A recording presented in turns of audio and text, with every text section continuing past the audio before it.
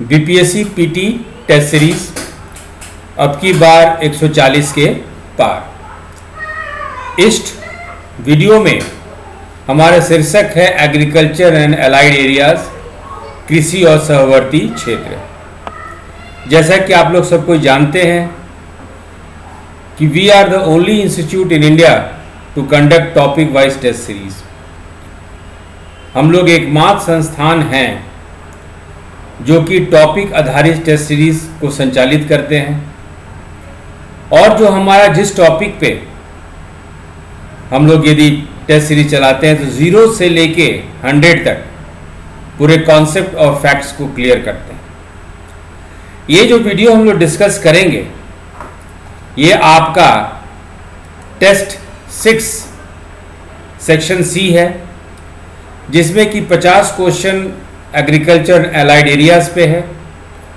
फिर टेस्ट 7 में भी कृषि और सहवर्ती क्षेत्र पे क्वेश्चन है 50, और टेस्ट 8 में भी आपका कृषि और सहवर्ती क्षेत्र में आपका 50 क्वेश्चन है। और भी कुछ पार्ट्स बच जाते हैं, पोर्शन बच जाते हैं, तो उसको आगे हम लोग कवर कर लेंगे। कहने का मतलब कि करीब 200 क्वेश्चन में हम लोग बिहार अर्थव्यवस्था, बिहार इकोनॉमी, बिहार और बिहार करंट अफेयर्स का जो कि कृषि से संबंधित क्षेत्र है, वो 200 क्वेश्चन को हम लोग इस तरह से करेंगे कि इससे ज़्यादा क्वेश्चन हो ही नहीं सकता। आप देखिएगा कि किस तरह से क्वेश्चन हम लोग डिज़ाइन किए हैं। क्वेश्चन को डिज़ाइन में जिस तरह से कि बिहार में कृषि का क्या महत्व है, कितने प्रतिशत लोग ग्रामीण इलाका में रहते हैं, कितने लोग कृषि पे, एग्रीकल्चर पे डिपेंडेंट है, आश्रित हैं। बिहार में भूमि संसाधन है तो भूमि संसाधन का कितने प्रतिशत पे वन है, जंगल है, कितने प्रतिशत आपका प्रति जमीन है ना। What is the area of the culturable land, what is the percentage of the culturable land. हम लोग फसल वाइज डिस्कस करेंगे। चावल, राइस का उत्पादन देखेंगे, उत्पादकता देखेंगे। फिर उसके बाद हम लोग गेहूं का, वीट का, मेज का, पल्सेस का, शुगर केन का, फिर महत्वपूर्ण सब्जियों का, फिर महत्वपूर्ण फूलों का, फिर सिंचाई व्यवस्था, फिर फर्टिलाइजर, कौन कौन सी योजना है, कौन कौन सा सरकारी योजना है कृषि से रिलेटेड। सारा क्वेश्चन हम लोग इस तरह से कर लेंगे कि आप देखिएगा कि आप जो बीपीएससी पीटी के परीक्षा में बैठेंगे, यदि कोई भी क्वेश्चन कृषि से आए, कोई भी क्वेश्चन एग्रीकल्चर से आए, कोई भी क्वेश्चन एलाइड सेक्टर से आए, मत्स्य पालन से आए, पशुधन से आए, लाइव स्टॉक से आए, क्या क्या मॉडर्न टेक्निक है राइस कल्टीवेशन में, कुछ भी क्वेश्चन, किसी तरह का भी क्वेश्चन आपका बीपीएससी पीटी में एग्रीकल्चर और आपके सहवर्ती क्षेत्र या इंग्लिश में बोलो तो एलाइड सेक्टर से आप देखेंगे, कोई भी क्वेश्चन वो आपके क्वेश्चन बैंक में पहले ही से आपके पास रहेगा। और बच्चों, अभी तक हम लोग टेस्ट 9 कर चुके हैं और करीब 1000 क्वेश्चन हम लोग डिस्कस कर चुके हैं। अगस्त में आपका एग्ज़ाम संभावित है और तब तक हम लोग करीब 15,000 क्वेश्चन डिस्कस कर लेंगे। और माने ना माने, ये मेरा अनुभव है, और अनुभव के आधार पे चूंकि हम लोग सब कुछ बहुत सिस्टमैटिक रूप से कर रहे हैं, तो 140 क्वेश्चन जो है आपके क्वेश्चन बैंक से आना तय है। आज जून है, जून में आपको हम अगस्त की बात बता रहे हैं। सिंपल साधारण सा फॉर्मूला है कि जो भी इम्पोर्टेंट टॉपिक होता है, जो भी एक बीपीएससी पीटी का स्टैंडर्ड सिलेबस होता है, उसको 360 डिग्री में, उसको इस तरह से हर एक पर्सपेक्टिव में हम लोग डिस्कस करें, पढ़ें, कॉन्सेप्ट क्लियर करें सरल भाषा में, यानी क्वेश्चन आंसर के माध्यम से, ताकि आपका सब कुछ एवरीथिंग इज क्रिस्टल क्लियर और सिर्फ अब एग्ज़ाम में जाएं पूरे कॉन्फिडेंस के साथ। और चूंकि आप सब चीज़ को पढ़े हुए हैं, जानते हैं, सब चीज़ आपका क्वेश्चन बन जाएगा। तो चलिए इसके साथ ही टेस्ट 6 सेक्शन सी पहले हम लोग 11 to 20 डिस्कस करेंगे, फिर 20 to 30 डिस्कस करेंगे, 30 to 40 और 40 से 50 क्वेश्चन हम लोग डिस्कस करेंगे। चलिए अब की बार 140 के पार। Question number 11, Why the agriculture sector in Bihar occupies a central place in the state's overall economy? Bihar में यदि हम लोग एग्रीकल्चर सेक्टर की बात करते हैं तो इसका इम्पोर्टेंस क्यों है, पहला इंपॉर्टेंस इसलिए है कि जो भी बिहार में वर्कफोर्स है ना, जो भी बिहार में काम करने वाली जनता है, 74% of the workforce in Bihar is dependent on agriculture and allied activities for their livelihood. ये सही ऑप्शन। दूसरा चीज, बिहार गिव्स एन अपॉर्चुनिटी कि यू कैन डेवलप एग्रीकल्चर, क्योंकि Bihar is embedded with, endowed with rich natural resources, जो कि गंगा के मैदान, गैंजेटिक प्लेन से रिच नेचुरल रिसोर्सेज हमें मिलता है, और इस तरह से हम लोग को अपॉर्चुनिटी मिलता है कि एग्रीकल्चर को और डेवलप करें। B option is also correct. Vast majority of the poor remain malnourished. हमारा कृषि मुख्य व्यवसाय है, तो भी बहुत सारे आबादी का बहुत बड़ा प्रतिशत, a vast percentage of the population, they don't either have enough to eat or what they are eating is not nutritious. Means a vast majority of the poor remains malnourished. तो 11 का सही ऑप्शन है D. Bihar में कृषि क्षेत्र राज्य की समग्र अर्थव्यवस्था में एक केंद्रीय स्थान क्यों रखता है? यानी बिहार अर्थव्यवस्था की बात करें, जो कि हम लोग बिहार अर्थव्यवस्था के तहत ही कृषि क्षेत्र को डिस्कस कर रहे हैं, तो कृषि का अपना महत्व क्यों है? पहला महत्व इसलिए है क्योंकि बिहार में 74% कार्यबल अपनी आजीविका के लिए कृषि और सहवर्ती कार्यों पर निर्भर है। ये सही है। गंगा के मैदानों के समृद्ध प्राकृतिक संसाधन कृषि विकास के अवसर प्रदान करते हैं। ये भी सही है। और तीसरा, गरीबों का एक बड़ा हिस्सा कुपोषित रहता है। तो 11 का सही ऑप्शन है डी, सभी विकल्प। 11 का सही ऑप्शन है डी, सभी विकल्प। Question number 12, what was the contribution of the agriculture and allied sectors to Bihar GSDP in percentage? देखिए, यदि हम लोग भारत की बात करते हैं तो सकल घरेलू उत्पाद की बात करेंगे, ग्रॉस डोमेस्टिक प्रोडक्ट की बात करेंगे।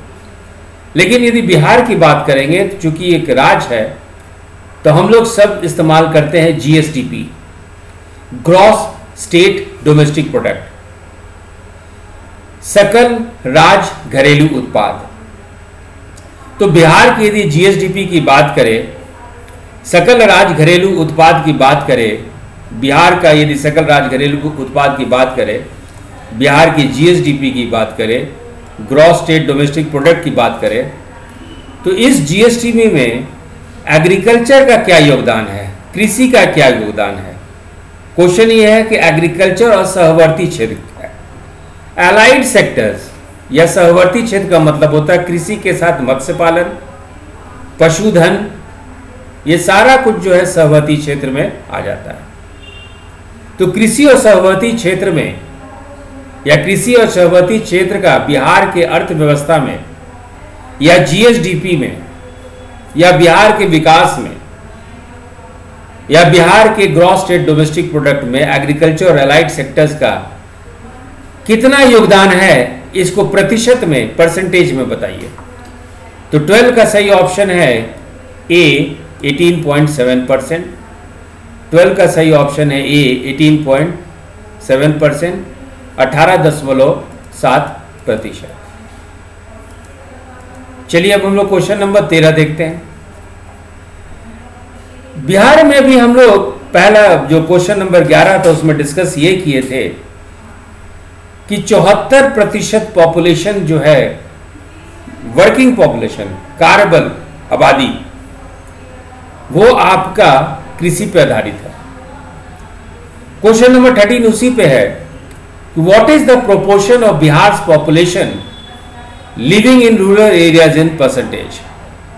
ग्रामीण क्षेत्रों में रहने वाले बिहार की जनसंख्या का प्रतिशत में कितना अनुपात है?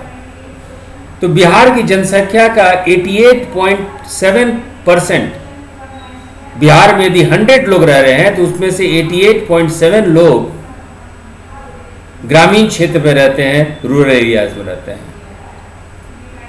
सो 88.7% of Bihar population lives in rural areas. 13 का सही ऑप्शन है ए 88.7%। ग्रामीण क्षेत्रों में रहने वाली बिहार की जनसंख्या का प्रतिशत में 88.7%, ये सही आंसर है। 13 का सही आंसर है ए। क्वेश्चन नंबर 14, यदि बिहार की अर्थव्यवस्था को देखिएगा तो 2015-16 से लेकर 2019-20 तक बिहार में कृषि क्षेत्र में विकास हुआ है। सरकार बहुत अच्छा काम की है। आप चूंकि गवर्नमेंट का एग्जाम दे रहे हैं, गवर्नमेंट सर्वेंट बनेंगे, सोशल सिविल सर्वेंट बनेंगे, तो गवर्नमेंट का आपको व्यू पॉइंट जानना चाहिए।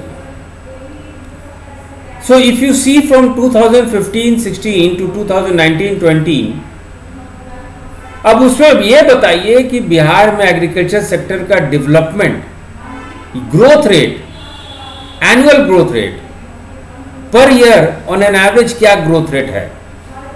ये तो गवर्नमेंट डाटा है जो बिहार सरकार पब्लिश करती है।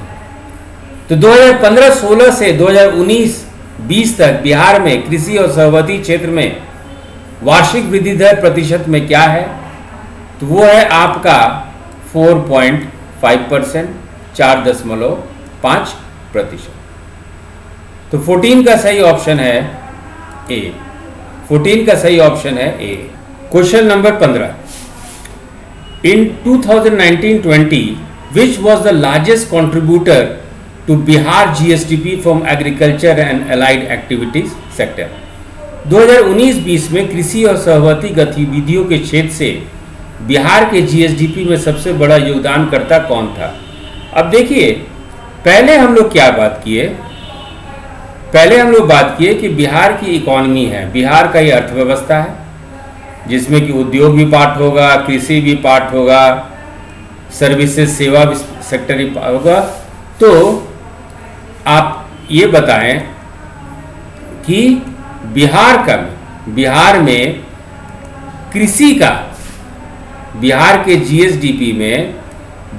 जीएसडीपी में कृषि का क्या योगदान है।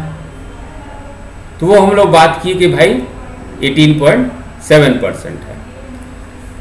तो अब कृषि क्षेत्र का योगदान बिहार के जीएसडीपी में आपका 18.7% है। ये क्वेश्चन नंबर 12 हम लोग डिस्कस किया। अब देखिए, अब क्वेश्चन नंबर 15 ये पूछ रहा है कि ठीक है 18.7% बिहार का है, बिहार के अर्थव्यवस्था में, बिहार के ओवरऑल इकोनॉमी में एग्रीकल्चर का कंट्रीब्यूशन 18.7 है। लेकिन जब हम लोग एग्रीकल्चर की बात करते हैं, जब हम लोग कृषि की बात करते हैं,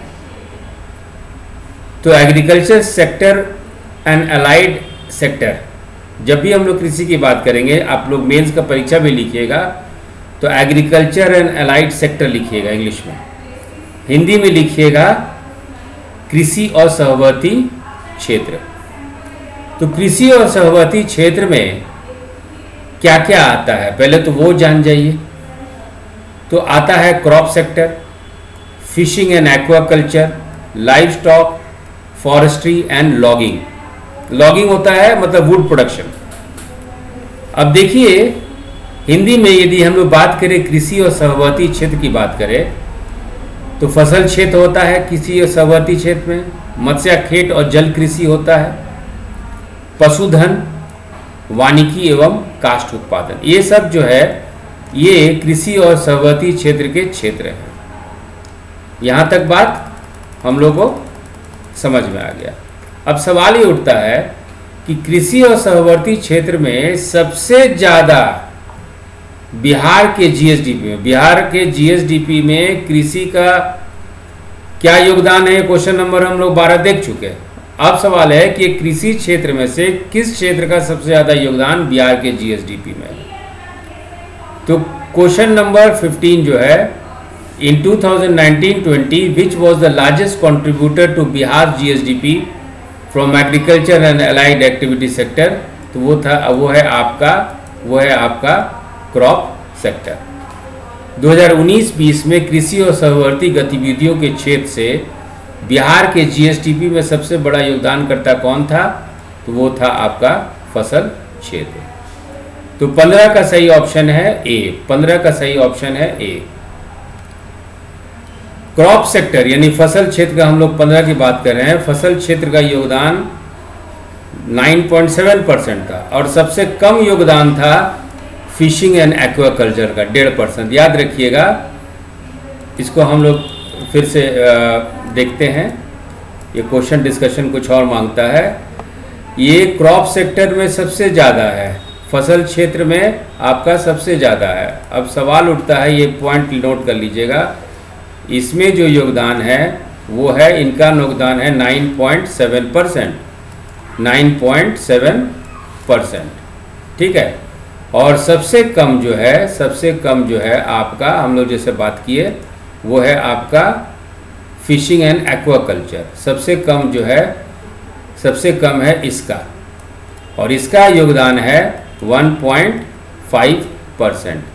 इसका योगदान है 1.5%। इसको अपने नोट्स में, डिटेल्स में बना लीजिए, है ना। तो क्वेश्चन नंबर 15 का सही ऑप्शन है ए।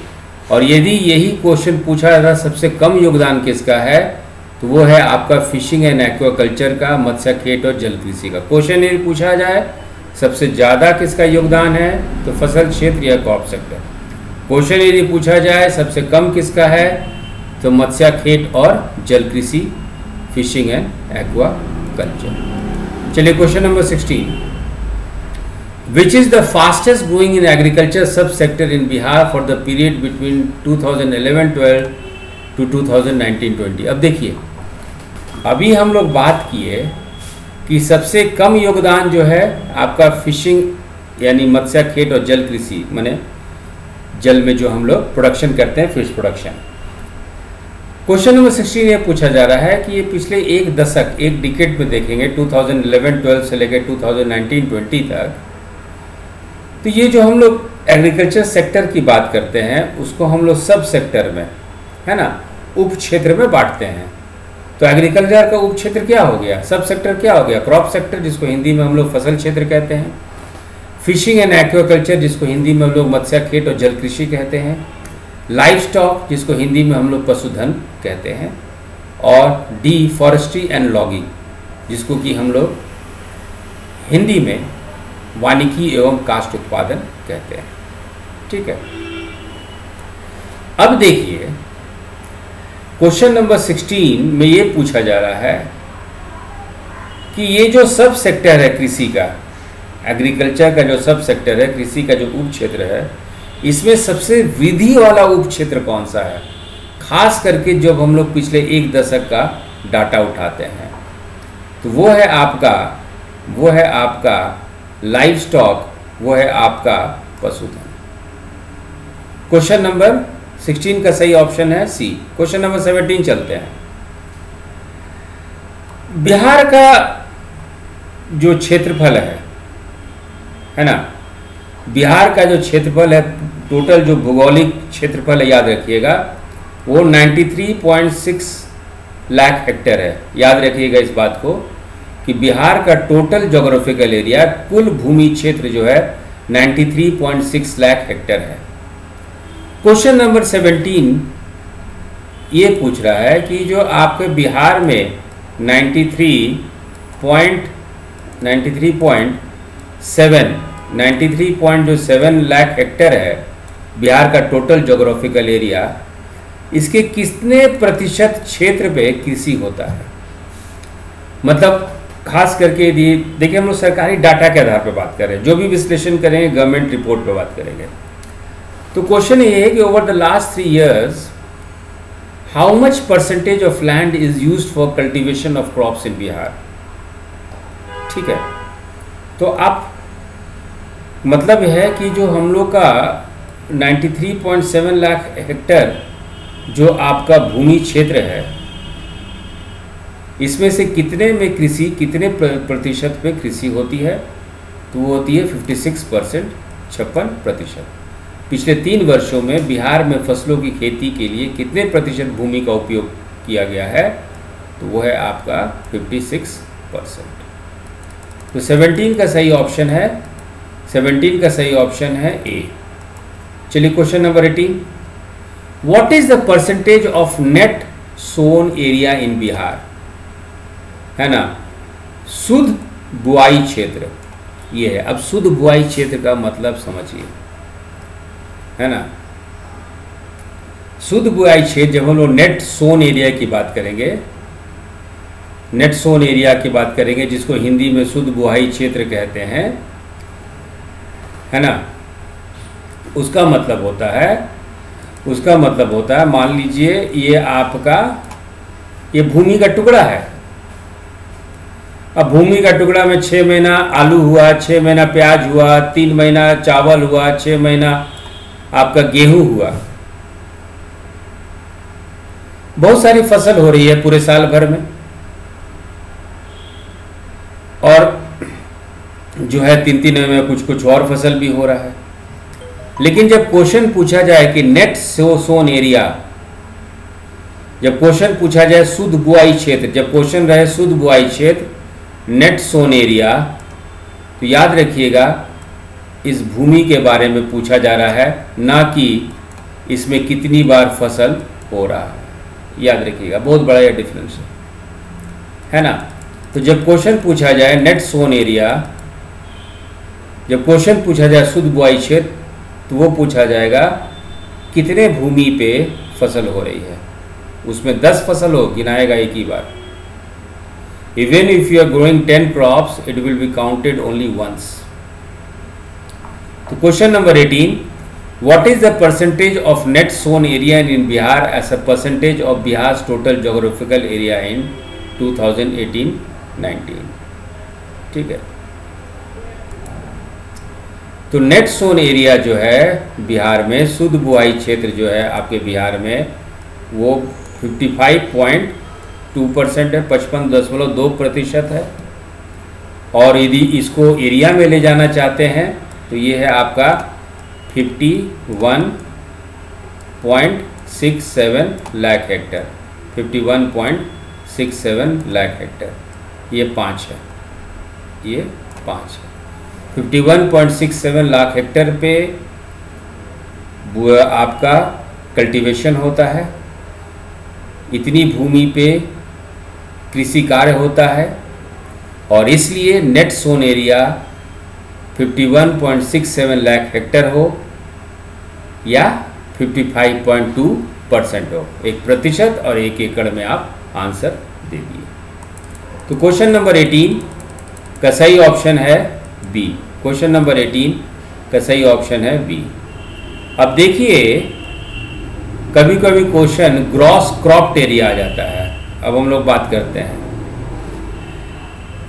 Cropping intensity in Bihar. Bihar में फसल सघनता क्षेत्र, याद रखिएगा ये टर्म है फसल सघनता या सकल शस्य क्षेत्र। हिंदी में बोलते हैं फसल सघनता या सकल शस्य क्षेत्र। इसमें हम लोग एक भूमि पे यदि 6 बार फसल हो रहा है तो हम लोग 6 गिनेंगे, नहीं कि एक भूमि गिनेंगे। ठीक है,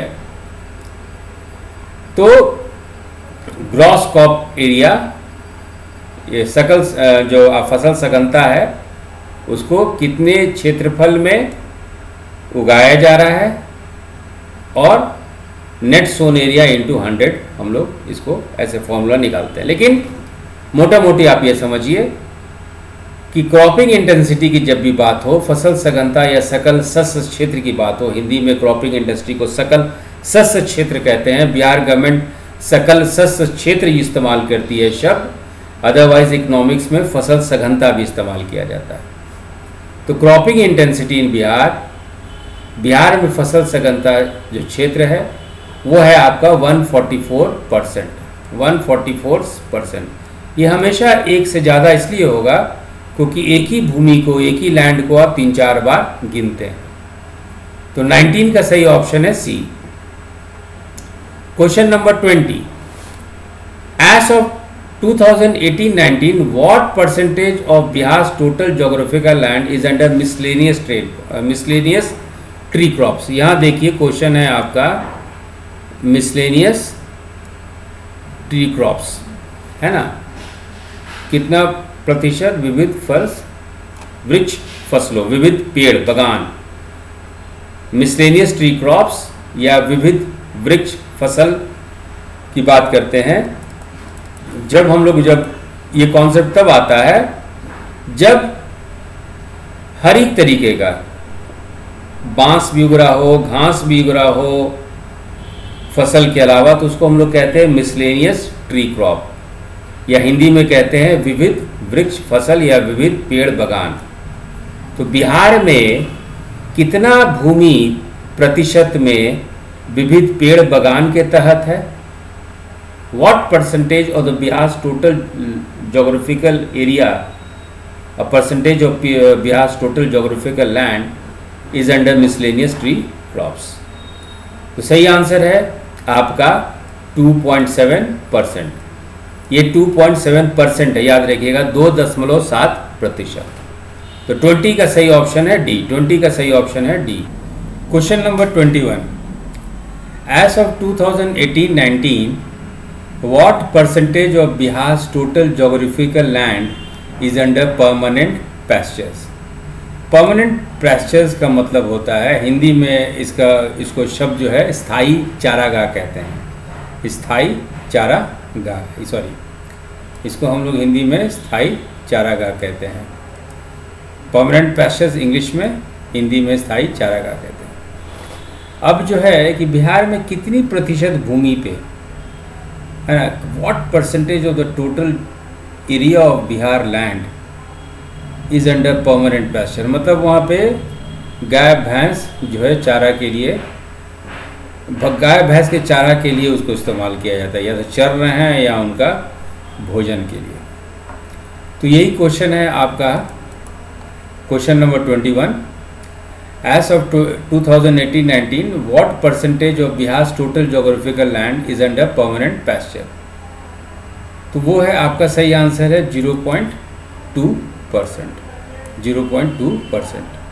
2018-19 तक बिहार की कुल भौगोलिक भूमि का कितना प्रतिशत स्थायी चारागाह के अधीन है? तो वह है आपका 0.2%। क्वेश्चन नंबर 21 का सही ऑप्शन है C. Question number 22, as of, बड़ा स्ट्रेट फॉरवर्ड क्वेश्चन है। एज ऑफ 2018-19 देखिएगा, जो बच्चे 67 बीपीएससी पीटी दिए होंगे इस तरह का क्वेश्चन आप लोग को मिला होगा। यदि डिस्कशन को डिटेल में पढ़िएगा तो इस तरह का क्वेश्चन आप हल करने में आपको आसानी होगा। तो as of 2018-19 what percentage of Bihar total geographical land is under forest. 2018-19 तक बिहार की कुल भौगोलिक भूमि का कितना प्रतिशत वन क्षेत्र के अधीन है? तो प्रतिशत है आपका 6.6%। और यदि आप जानना चाहते हैं कि इसका एरिया, इसका क्षेत्रफल कितना है, तो 6.22 lakh hectare, 6.22 lakh hectare.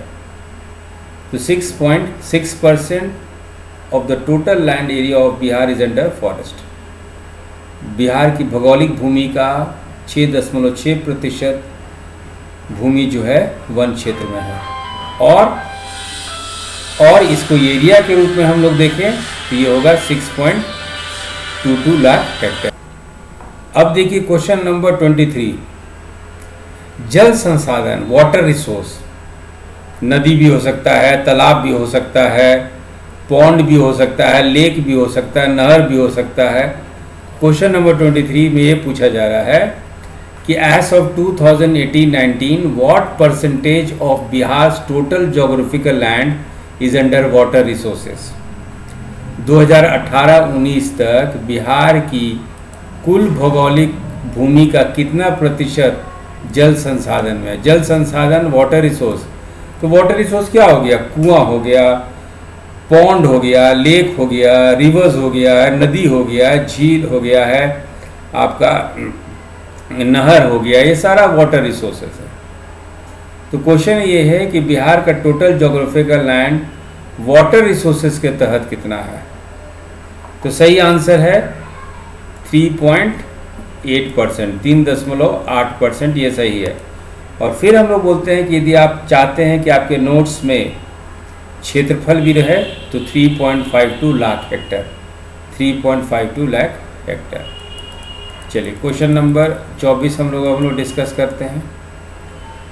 As of 2018-19, what percentage of Bihar's total geographical land is not available for cultivation?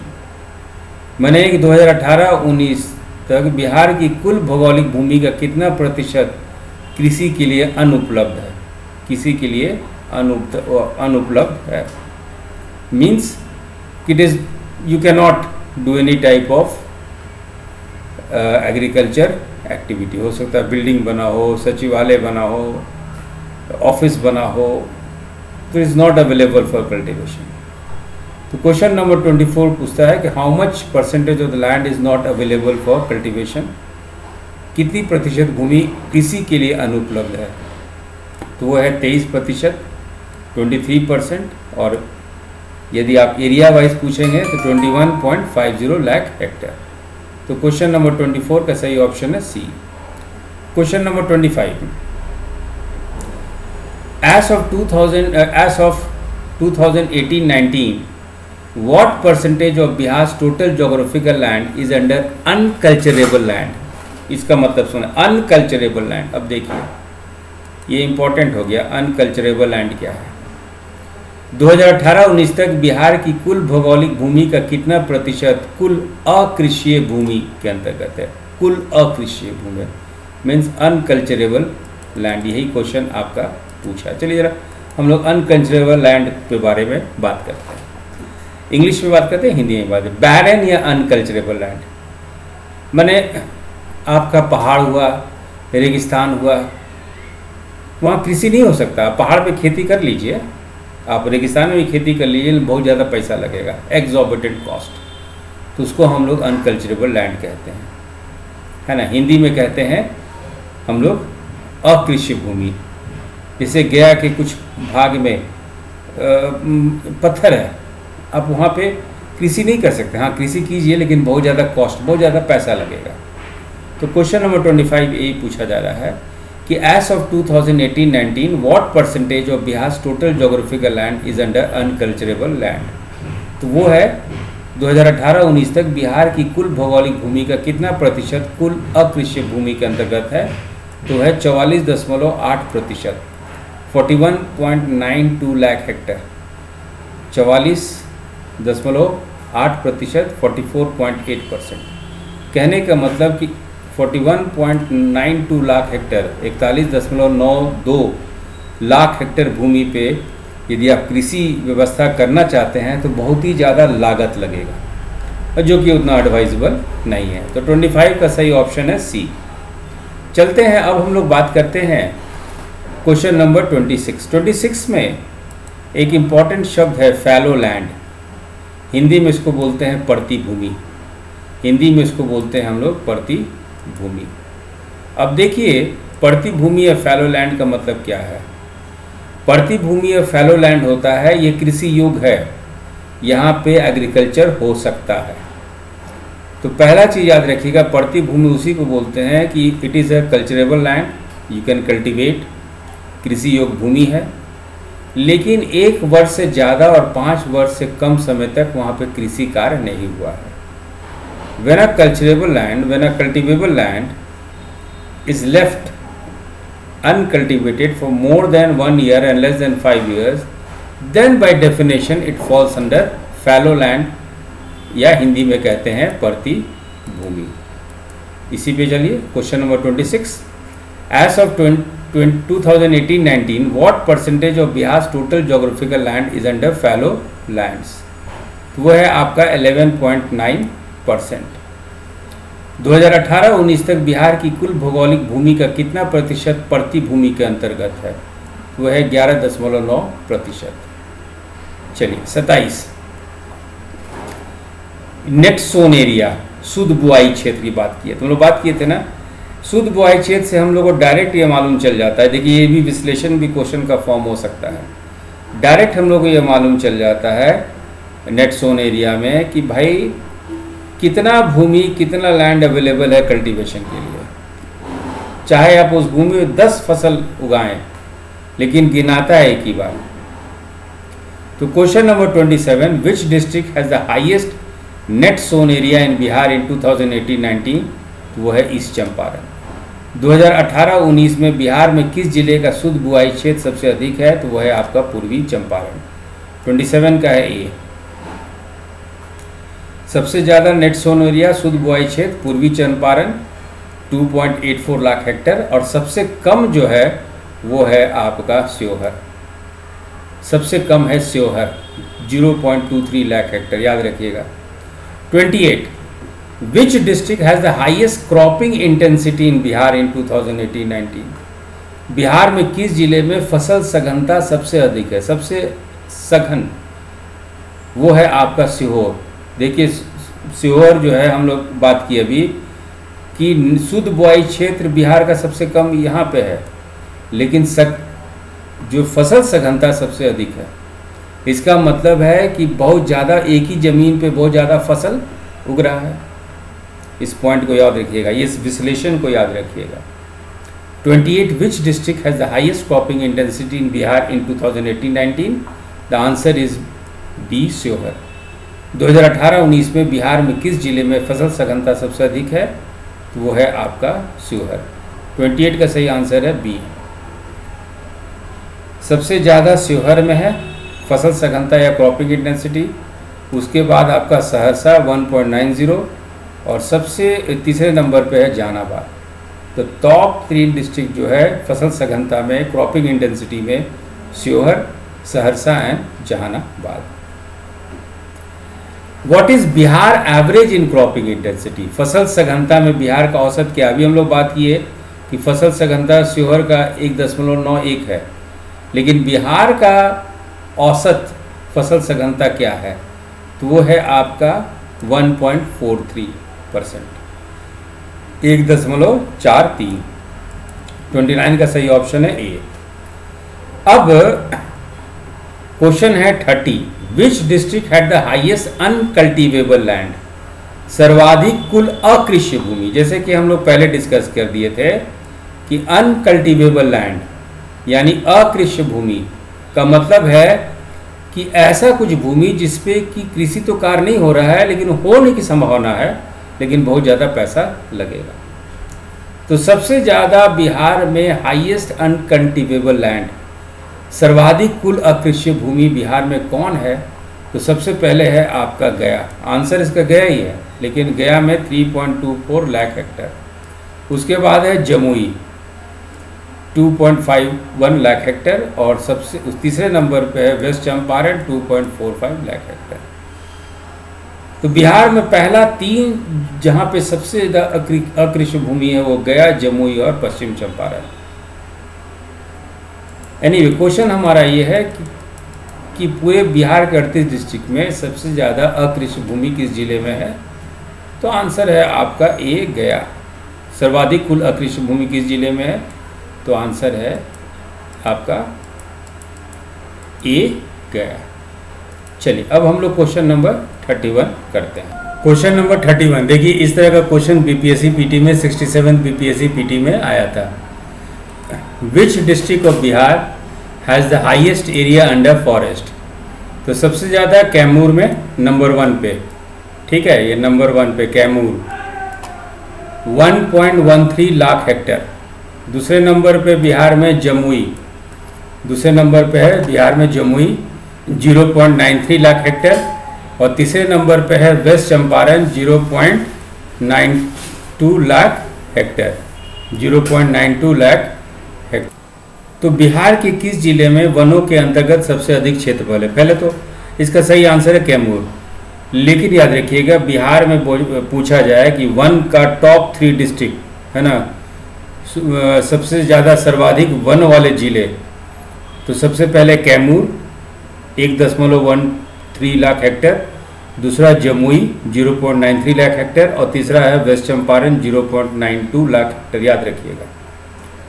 तो क्वेश्चन नंबर 31 का क्वेश्चन बहुत स्ट्रेट फॉरवर्ड है, सिंपल है। Which district of Bihar has the highest area under forest?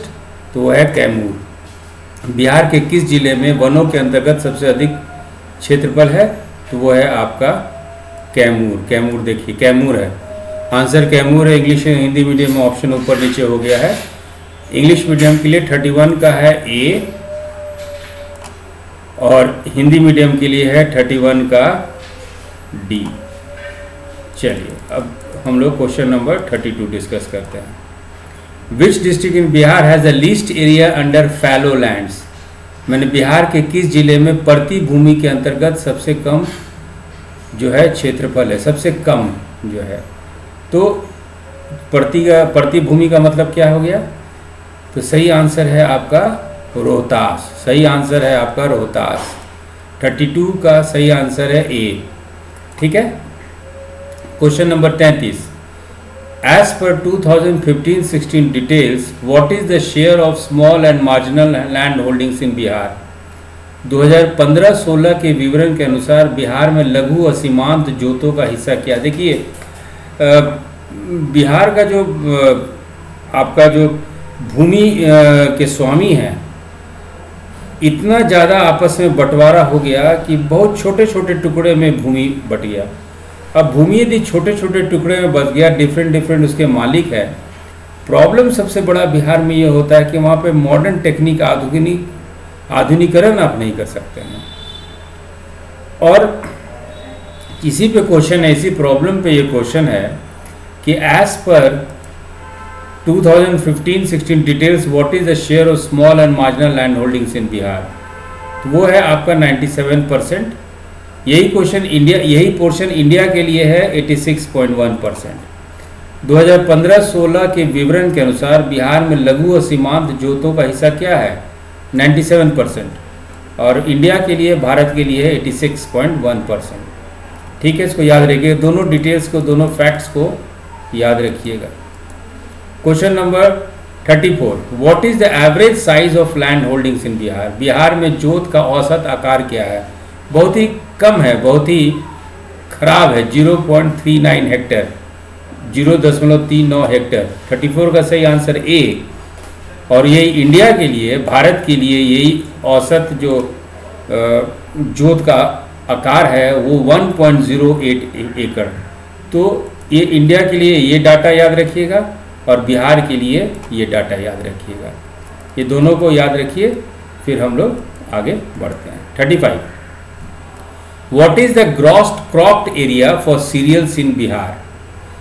जो बिहार में जो अनाज होता है, कुल अनाज जो बिहार में होता है, उसका सकल शस्य क्षेत्र क्या है? आपका कॉन्सेप्ट है ग्रॉस क्रॉप्ड एरिया, मतलब कितने क्षेत्रफल पे अनाज की खेती होती है। तो सही आंसर 35 का 87.4%। 35 का सही आंसर है ए। बिहार में अनाजों की खेती के लिए सकल शस्य क्षेत्र क्या है? 87.4%, यानी 35 का सही ऑप्शन है। Question number 36, what is the gross crop area for pulses in Bihar? Bihar में दलहन की खेती के लिए सकल शस्य क्षेत्र क्या है? ऑर्डिनरी भाषा समझिए, कितने क्षेत्रफल में दलहन की खेती होती है बिहार में? तो वो है 6.6%, 6.7%। तो 36 का सही ऑप्शन है बी। 36 का सही ऑप्शन है B. 37, what is the gross crop area for oil seeds in Bihar? Bihar में तिलहन के लिए सकल शस्य क्षेत्र क्या है? तो वो है आपका बी, 1.6%, 1.6%। 37 का सही ऑप्शन है B. 38, what is the gross crop area for sugar cane in Bihar? यदि गन्ने की बात की जाए कि बिहार में गन्ने की जो खेती होती है, तो कुल कितने प्रतिशत क्षेत्र में जो है गन्ने की खेती होती है? सकल शस्य क्षेत्र गन्ने का कितना है? तो सही ऑप्शन है आपका 3.3%, 3.3%। तो 38 का सही ऑप्शन है B. 39, 39, as per 2019-20 data which what has been an annual growth rate in the food production of food grains? मैंने 2019-20 के जो सरकारी आंकड़ा है उस आंकड़े के अनुसार खाद्यान्न के उत्पादन, मतलब प्रोडक्शन ऑफ फूड ग्रेन्स, जो खाद्यान्न का उत्पादन होता है, फूड ग्रेन्स का जो प्रोडक्शन है, उसका एनुअल ग्रोथ रेट क्या है, हर एक साल उसका वार्षिक वृद्धि दर क्या रही है। क्वेश्चन नंबर 39 वही है। तो सही ऑप्शन है आपका ए 1.14%, ए 1.14%। क्वेश्चन नंबर 39 का सही ऑप्शन है A. Question number 40, as per 2019-20 data what has been the annual growth rate in the production of cereals. इसमें हम लोग बात की है खाद्यान्न, है ना, फूड ग्रेन्स। अब हम लोग बात कर रहे हैं सीरियल्स की, अनाज की, कि 2019-20 के आंकड़े के अनुसार अनाज के उत्पादन में प्रति वर्ष जो हम लोग ग्रोथ रेट देख रहे हैं, वार्षिक वृद्धि दर क्या रही है। तो सही आंसर है 1.29%, 1.29%। 40 का सही ऑप्शन है बी, 40 का सही ऑप्शन है बी। देखिए अब जो है एक चीज ध्यान रखिएगा कि दो शब्द है प्रोडक्शन एंड प्रोडक्टिविटी, उत्पादन और उत्पादकता। जब भी बात आए प्रोडक्शन पे, हिंदी में बोलते हैं उत्पादन, तो याद रखिएगा संख्या क्वांटिटी की बात की जा रही है, और प्रोडक्टिविटी की बात की जाए, हिंदी में उसको उत्पादकता कहते हैं। कहने का मतलब प्रति हेक्टर, प्रति हेक्टर कितना उत्पादन हो रहा है। यदि प्रति हेक्टर कितना उत्पादन हो रहा है तो उत्पादकता, production per Hector is productivity.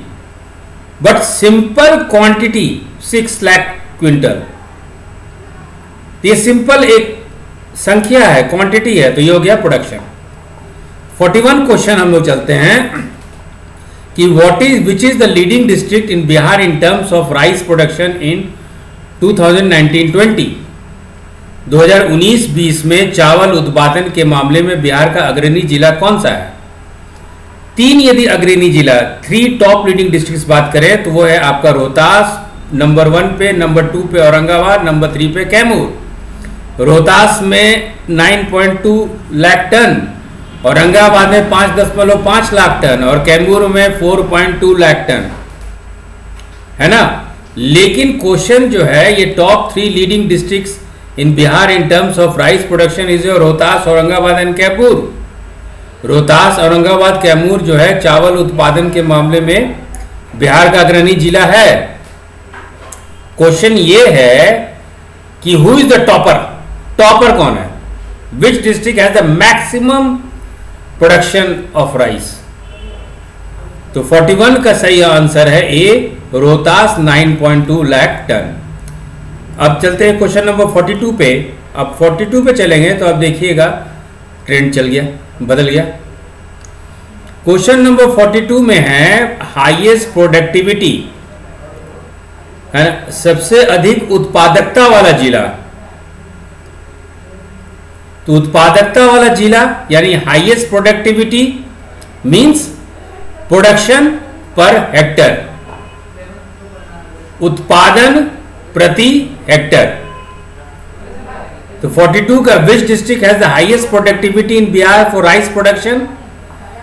तो answer is Rohtas, 4101 kilogram per hectare. यदि हम लोग पर हेक्टर की बात करें, प्रति हेक्टर की बात करें, तो क्वेश्चन बदल जाता है प्रोडक्टिविटी पे, उत्पादकता पे। 42 का सही आंसर है ए। चावल उत्पादन के लिए बिहार में सबसे अधिक उत्पादकता वाला जिला कौन है, वो है रोहतास, वो है Rohtas. Question number 43, which district of Bihar has the lowest productivity for rice production in the year 2019-20। अभी देखिए चावल पे हम लोग बात किए, सबसे ज्यादा उत्पादन कहाँ है, सबसे ज्यादा उत्पादकता कहाँ है। अब हम लोग देखेंगे सबसे कम उत्पादन कहाँ है। राइस में highest production in Bihar, highest productivity of rice in Bihar, and 43 ask about lowest productivity for rice production means productivity या उत्पादकता। कहने का मतलब है प्रति हेक्टर कितना उत्पादन हो रहा है वो हम लोग को निकालना है। तो which district of Bihar has the lowest productivity for rice production in the year 2019-20। तो answer is Madhubani, 1141 kilo hectare per hectare, right. तो आंसर है मधुबनी। वर्ष 2019-20 में बिहार के किस जिले में चावल उत्पादन के लिए सबसे कम उत्पादकता है? तो आंसर है आपका मधुबनी। 43 का सही आंसर है डी। 43 का सही आंसर है D. 44, which district has the highest productivity in Bihar for wheat production? अब हम लोग चलते हैं गेहूं पे कि गेहूं उत्पादन के लिए किस जिले में सर्वाधिक उत्पादकता है? उत्पादन नहीं, उत्पादकता माने प्रति हेक्टेयर आ जाएगा। तो सबसे ज्यादा गेहूं उत्पादन हो 2019-20 के डाटा के अनुसार बेगूसराय में हुआ, और बेगूसराय में जो उत्पादकता का दर है वो 3742 किलोग्राम प्रति हेक्टर, 3742 किलोग्राम पर हेक्टर। 44 का सही ऑप्शन है सी। 45, व्हीट प्रोडक्शन, अभी हम लोग क्वेश्चन नंबर 44 में गेहूं के उत्पादन में सर्वाधिक उत्पादकता, अब हम लोग देखते हैं सबसे कम उत्पादकता। 45, which district of Bihar has the lowest productivity for wheat production in the year 2019-20?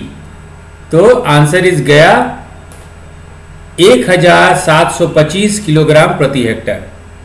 वर्ष 2019-20 में बिहार के किस जिले में गेहूं उत्पादन के लिए सबसे कम उत्पादकता है? तो वो है गया। 45 का सही आंसर सी। 46, अब यदि अब बात किया जाए, ये क्वेश्चन में नहीं, हम आपसे पूछ रहे हैं कि भाई बिहार में गेहूं उत्पादन के लिए अग्रणी जिला कौन से हैं? Which among the following are top 3 districts of Bihar in terms of wheat production, उत्पादन व्हीट प्रोडक्शन? तो सबसे पहले है आपका रोहतास, नंबर 1 पे, संख्या पे है प्रोडक्शन, उत्पादक पे नहीं। दूसरा नंबर पे है आपका मुजफ्फरपुर, और तीसरे नंबर पे है आपका सीतामढ़ी, याद रखिएगा। लेकिन क्वेश्चन ये है कि सबसे ज्यादा व्हीट प्रोडक्शन, ये तीनों अग्रणी जिले हैं, ये तीनों टॉप 3 डिस्ट्रिक्ट्स हैं सीतामढ़ी तक। लेकिन सवाल उठता है कि लीडिंग डिस्ट्रिक्ट है ना, जिला, जिलो नहीं, प्लूरल नहीं पूछा गया, टॉप। तो टॉप सिर्फ हो गया रोहतास, रोहतास। यदि अग्रणी जिला होगा, टॉप 3 डिस्ट्रिक्ट्स होगा, तब ए बी सी तीनों सही होंगे। तो इस क्वेश्चन के आधार पे 46 का सही ऑप्शन है ए। 46 का सही आंसर है ए। 47, विच is the leading district in Bihar in terms of मेज प्रोडक्शन? अब हम लोग मक्का उत्पादन की बात करते हैं, संख्या। तो अग्रणी जिला, टॉप डिस्ट्रिक्ट्स इन मेज प्रोडक्शन बिहार में आपका 1 पे है कटिहार, ये 1, पूर्णिया 2, अररिया 3 और खगड़िया 4। यहां पे सबसे ज्यादा मक्का उत्पादन होता है, पहला, दूसरा, तीसरा, चौथा। बिहार के अग्रणी जिला है ये लोग, टॉप 4 डिस्ट्रिक्ट्स है। क्वेश्चन है इनमें से लीडिंग डिस्ट्रिक्ट कौन सा है ना, अग्रणी जिला कौन सा है? तो अग्रणी जिला कटिहार है, क्योंकि यहां पे जो मेज प्रोडक्शन हो रहा है, जो मक्का का उत्पादन हो रहा है, 5.30 लाख टन हो रहा है। तो 47 का सही आंसर है ए। 47 का सही आंसर है ए, ठीक है। 47 का सही आंसर है ए। 48, विच district has the highest productivity in Bihar for मेज प्रोडक्शन इन द ईयर 2019-20? अब ये है प्रोडक्टिविटी, उत्पादकता पे, मतलब प्रति हेक्टर। तो सबसे ज्यादा उत्पादकता यदि बात करें उत्पादन में, कटिहार, पूर्णिया, अररिया, खगड़िया। 1 कटिहार, 2 पूर्णिया, 3 अररिया, 4 खगड़िया। लेकिन उत्पादकता की बात करें, प्रोडक्टिविटी की बात करें, प्रोडक्शन पर हेक्टर की बात करें, उत्पादन प्रति हेक्टर की बात करें, तो वो है आपका सुपौल, 9684 किलोग्राम प्रति Hector, 9684 kilogram per hectare in Supaul, which makes it the highest productivity district for maize production. तो 48 का सही ऑप्शन है आपका ए। 48 का सही ऑप्शन है ए।